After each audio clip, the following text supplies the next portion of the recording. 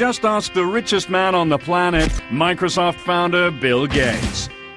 Not only does he have this 66,000 square foot, $140 million high-tech Seattle mega home, but he bought up the 11 surrounding plots for an additional $14.5 million just to make sure he never has to deal with the neighbors. That's right. While the sticker price on your average jumbo jet can run over $200 million, billionaires are spending way more than that to make them nice and comfy. Hey, Ellison. Larry's 5-story maritime monster features 82 rooms, a spa, and a basketball court that doubles as a helipad.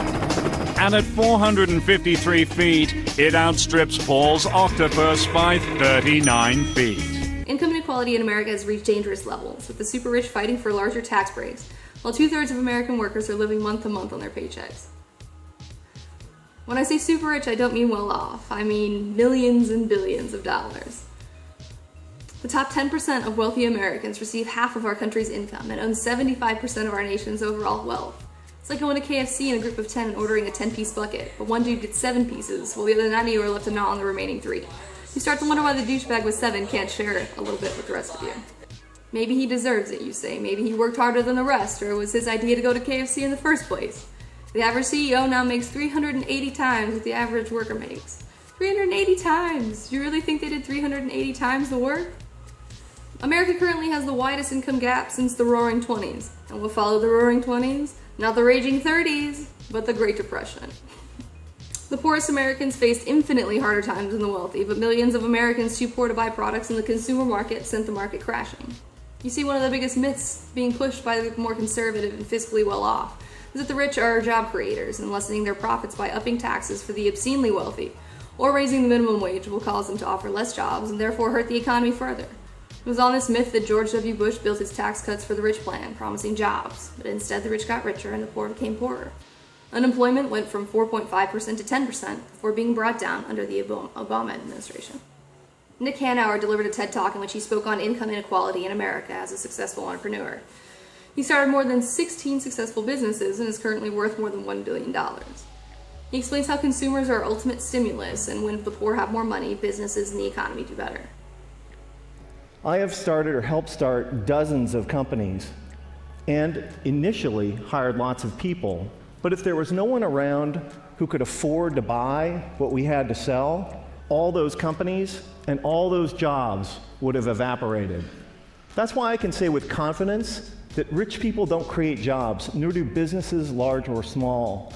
Jobs are a consequence of a circle of life-like feedback loop between customers and businesses. And only consumers can set in motion this virtuous cycle of increasing demand and hiring. In this sense, an ordinary consumer is more of a job creator than a capitalist like me. That's why when business people take credit for creating jobs, it's a little bit like squirrels taking credit for creating evolution. It's actually the other way around. Anyone who's ever run a business knows that hiring more people is a course of last resort for capitalists. It's what we do if and only if rising consumer demand requires it. And in this sense, calling ourselves job creators isn't just inaccurate, it's disingenuous. That's why our existing policies are so upside down. When the biggest tax exemptions and the lowest tax rates benefit the richest, all in the name of job creation, all that happens is that the rich get richer. Since 1980, the share of income for the top 1% of Americans has more than tripled, while our effective tax rates have gone down by 50%. If it was true that lower taxes for the rich and more wealth for the wealthy led to job creation, today we would be drowning in jobs. And thank you. And yet, unemployment and underemployment is at record highs. Another reason that this idea is so wrong-headed is that there can never be enough super rich people to power a great economy. Somebody like me makes hundreds or thousands of times as much as the median American, but I don't buy hundreds or thousands of times as much stuff. My family owns 3 cars, not 3,000. I buy a few pairs of pants and shirts a year like most American men. Occasionally we go out to eat with friends. I can't buy enough of anything to make up for the fact that millions of unemployed and underemployed Americans can't buy any new cars, any clothes, or enjoy any meals out. If a typical family still retained the same income they did in 1970, they would make $45,000 a year more.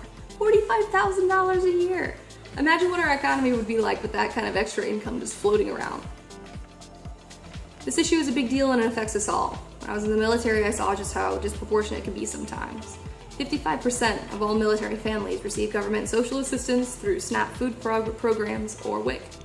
Military families ride the poverty line hard enough to have an emergency program to deliver food to starving military families called Operation Homefront. I knew guys worried about how their family would eat from the 26th to the 31st. They work hard, doing unpleasant things, and still live month to month, paycheck to paycheck. During the last government shutdown, we as military members were faced with the possibility of not being paid until the new defense budget was passed. I don't know about you, my landlord doesn't care about what's going on in Congress. My rent is due on the 1st. Working for free sucks, especially if your workplace is a war zone. It's not the sort of distraction you want everyone having in such a high-stress environment.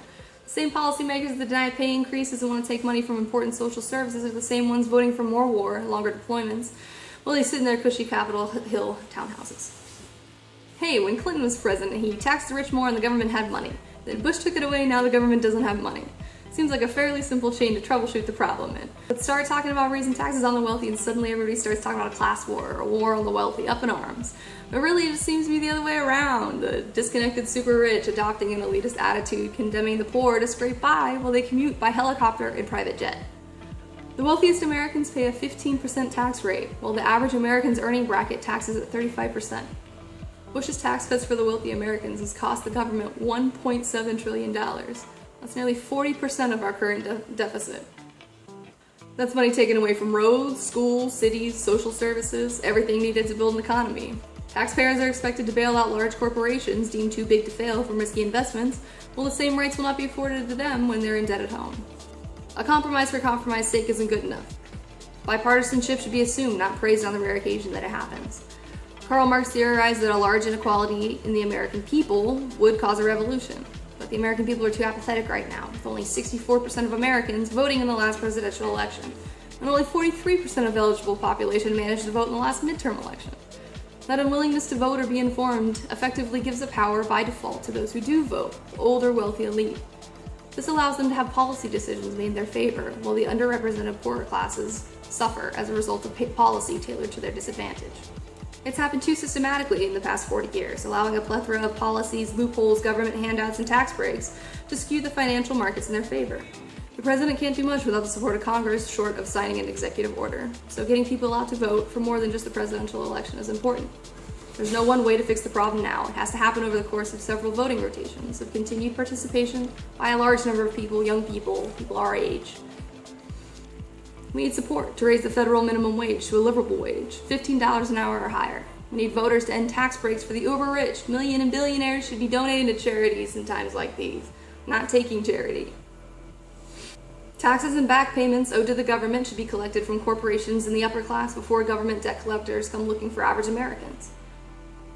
Income inequality is real, personal, expensive, and created. It can be fixed.